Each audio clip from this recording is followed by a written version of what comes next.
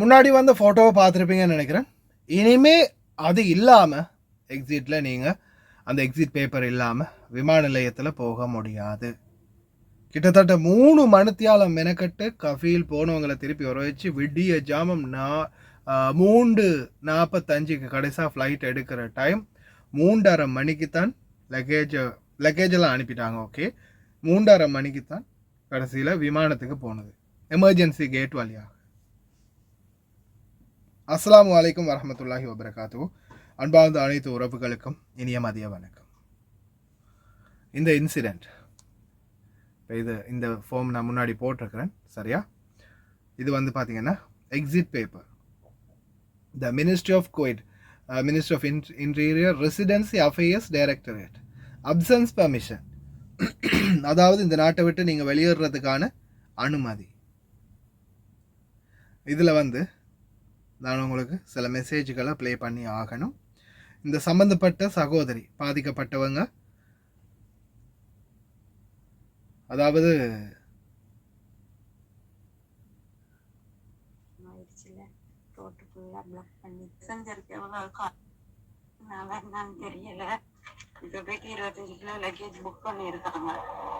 முதலாவது லக்கேஜ் இல்லாமல் டிக்கெட் போட்டாங்க, சரியா? அதுக்கப்புறம் லக்கேஜை புக் பண்ணி அதுக்கப்புறம் தான் லக்கேஜ் ரெடி பண்ணினாங்க. எல்லாம் முடிஞ்சு ஏர்போர்ட்டுக்கு போயிட்டாங்க. ஒரு மாதிரியாக ஏர்போர்ட்டுக்கு போன பிறகு ஏர்போர்ட்டில் வச்சு கால் பண்ணாங்க, எனக்கு ஏர்போர்ட்டில் வந்து போக விட மாட்டேன்றாங்க அப்படின்னு கால் பண்ணினாங்க. என்ன காரணம், என்ன சிஸ்டர், என்ன பிரச்சனை அப்படின்னு கேட்கும்போது உடனடியாக இந்த மாதிரி என்னுடைய எக்காமை வந்து முடிஞ்சிருச்சு, அவங்க வந்து எக்காமை எனக்கு ரினியூவல் பண்ணியிருக்கிறாங்க, ஆனால் எனக்கு அது மொபைல் ஐடியில் காட்டலை. அதே மாதிரி நான் கேன்சலில் போகிறேன், எக்ஸிட் பண்ணி போகிறேன், என்னுடைய அந்த எக்ஸிட் பேப்பரை வந்து அவங்க கொடுக்கல. எக்ஸிட் பேப்பர் இருந்தால் தான் நீங்கள் கேன்சலில் போகிறீங்களா இருந்தால் கேன்சல் பேப்பர் கையில் இருக்கணும். அதே மாதிரி எக்காம அவங்களுக்கு முடிஞ்சிருச்சுன்னா அதை ரினியூவல் பண்ணியிருந்தால் ரினியூவல் பேப்பரும் கையில் இருக்கணும். அது இல்லாமல் நீங்கள் போனீங்கன்னா ஏர்போர்ட்டில் போக முடியாது. பாருங்க, நான் அந்த மேடத்துக்கு மெசேஜ் போடுறேன். السلام عليكم مدام. مدام انت خدامة موجود يعني مطار. هي ابي انت سويتي كنسل هذا اقامة، هذا كنسل بيبر ابي ذاك المطار. اذا هذا كنسل بيبر لازم اودي هناك. ابي يشوفون سويتي كنسل ولا لا. هذا اذا ماكو كنسل بيبر ما يقدر يسافر، لازم هي تبي هذا الكنسل بيبر. لا تقدر انت تسوي صورة، هذا صور صورة ترى احسن.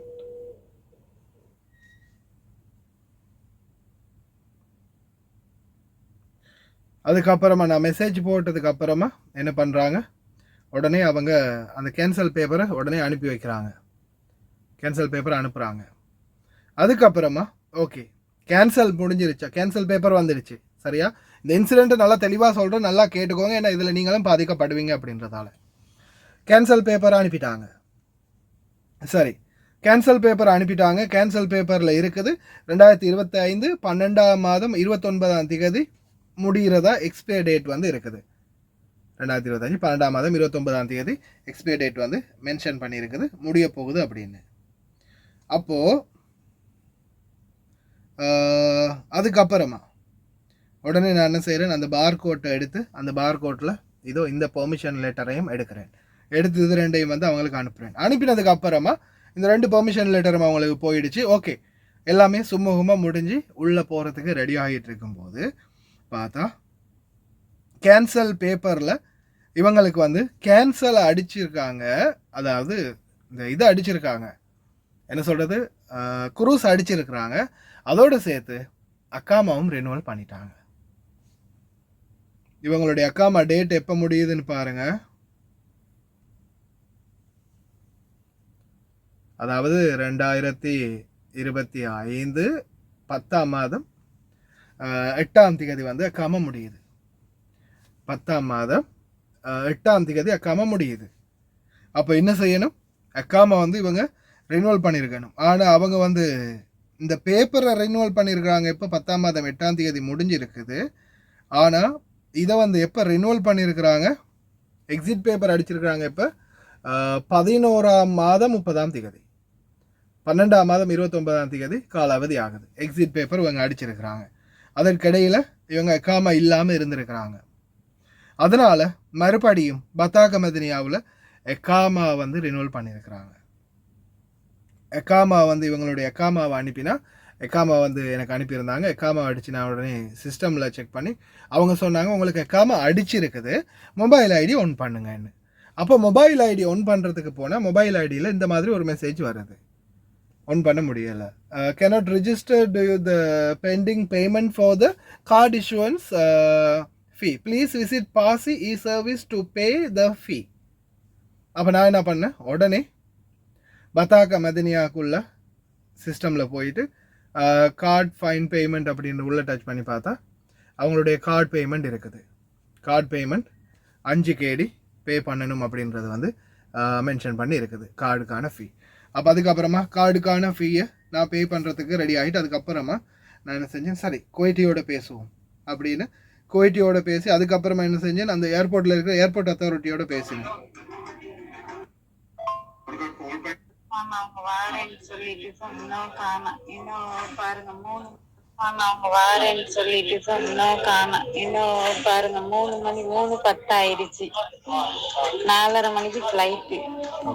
என்ன பண்றேன்னு தெரியாம இருக்கு, இப்படி கொண்டாந்து என்னை விட்டுட்டாங்க. அதுக்கப்புறமா நானும் அவங்களுக்கு கால் பண்ணினேன்.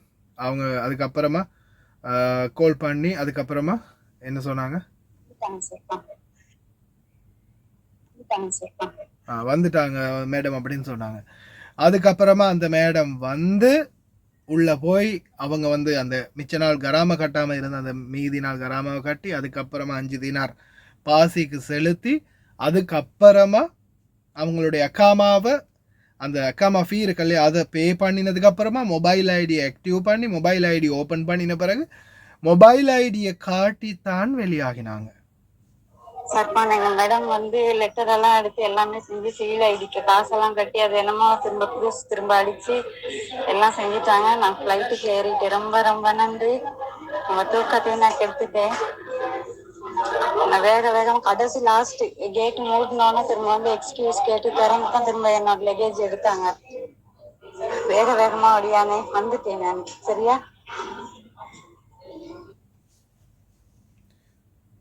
அதுக்கப்புறமா இதில் ஆல்ரெடி போனஸ் வேறு பிரச்சனை, போனஸ் கேட்டு கொடுக்கல அப்படின்னு அதுக்கப்புறமா கம்ப்ளைண்ட் பண்ணி கம்ப்ளைண்ட் டேட்டு 30ஆம் தேதி 30ஆம் தேதி கம்ப்ளைண்ட் டேட்டு 30ஆம் தேதி தான் அவங்களுக்கும் ஃப்ளைட்டு. அப்போ அதுக்கப்புறமா கம்ப்ளைண்ட்டை வாபஸ் வாங்க மாட்டோம் அப்படி இப்படின்னு சொல்லி கொஞ்சம் மிரட்டல் தொனியில் பேசி கடைசியாக 1 மாதம் சம்பளத்தை கொடுத்து தான் அனுப்பினாங்க. அப்போ நீங்கள் கேன்சலில் போகிறீங்களா இருந்தால் நிச்சயமாக கேன்சல் பேப்பர் இருக்கணும். அதோட சேர்த்து கேன்சல் பேப்பரோடு சேர்த்து உங்கள்கிட்ட வந்து குரூஸ் அடிச்சிருந்தா குரூஸ் அடித்த பேப்பர் இருக்கணும்.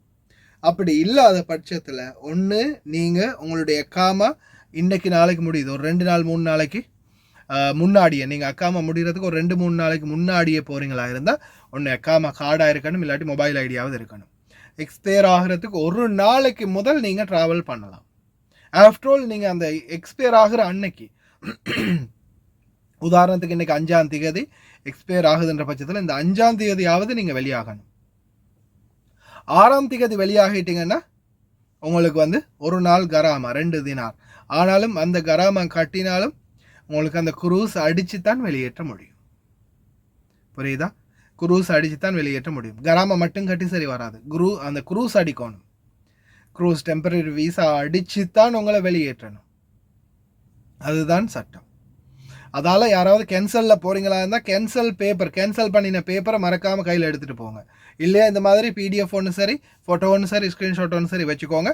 அக்காமா முடியாத பட்சத்தில் நாளைக்கு நாள் அன்றைக்கி தான் முடியுது அப்படின்ற பட்சத்தில், இல்லை அக்காமா 1 வருஷத்துக்கு இன்னும் கொஞ்சம் காலத்துக்கு இருக்குது அப்படின்ற பட்சத்தில் ஒன்று கார்டாக சரி மொபைல் ஐடியா சரி நீங்கள் வச்சுருக்கணும். அதுவும் இல்லாமல் அக்காமா கேன்சல் ஆகிடுச்சுன்ற பட்சத்தில் கேன்சல் பண்ணின பேப்பர் உங்களுக்கு குரூஸ் அடிச்சிருந்தா குரூஸ் அடிக்கிற அக்காம முடிஞ்சிருந்துச்சுன்னா குரூஸ் அடித்த பேப்பர் இந்த பேப்பர் எல்லா டீட்டெயில்ஸையும் கையோடு எடுத்துகிட்டு போகணும். அப்படி எந்த ஒரு டாக்குமெண்ட்ஸும் இல்லாமல் ஏர்போர்ட்டுக்கு போனீங்கன்னா இதுதான் நிலைமை. நல்லபடியாக கஃபீல் அனுப்பி வச்சாங்கன்னா ஓகே, சரியா? ஏன்னா இவங்களோட கஃபீல் வந்து கொஞ்சம் மெனக்கெடுவாங்க. ஆனால் இந்த மேடம் அனுப்பினது நல்லபடியாக இல்லை, அதுதான் பிரச்சனை. خلاص يلا go inside. إذا ما في بطاقة مدنية no need جذابة. خلاص go يلا not call me. No need civil ID. Sir said بابا عزيز no need civil ID. He check. Not call me خلاص يلا bye. Go travel ولا go سفارة. Not come here. இங்கே வராத, வேணா சிபாராக்கு போ, இல்லைன்னா எங்கேயாவது போ அப்படின்ற மாதிரி அந்த வெறுப்ப கைக்கு தான் அனுப்பினாங்க. கடைசியில் அந்த வினை விதைத்தவன் வினை அறுப்பான், திணை விதைத்தவன் திணை அறுப்பான்ற மாதிரி நானும் மெசேஜ் போட்டு நல்லா ப்ரெஷர் பண்ணி விட்டதுக்கு பிறகு அந்த வெடிய ஜாமத்தில் வண்டி எடுத்துகிட்டு வந்து அதுக்கப்புறமா உள்ளே வந்து எல்லாம் கிளியர் பண்ணி கடைசியாக அனுப்பி வச்சாங்க. எது எப்படியோ கடைசியில் அவங்களே நேரடியாக வந்து எல்லாமே செஞ்சு அனுப்ப வேண்டிய நிலைமை அவங்களுக்கு வந்துச்சு. சந்தோஷம். தயவு செய்து நீங்களும் இந்த மாதிரி பிரச்சனைகளில் மாட்டிக்காதீங்க. கடைசி கட்டத்தில் போகும்போது இந்த மாதிரி நீங்களும் பிரச்சனைகளில் சிக்கினீங்கன்னா தாமதமாகும். டிக்கெட் கடைசியில் ஃப்ளைட் ஏறிடுச்சுன்னா அதுக்கப்புறம் எந்த பிரயோஜனமும் இல்லை, மறுபடியும் புதிய டிக்கெட் தான் போடணும். அதனால் ரொம்ப கவனம். முடிந்த வரைக்கும் இந்த தகவல் அனைத்து நண்பர்களுக்கும் ஷேர் பண்ணுங்கள்.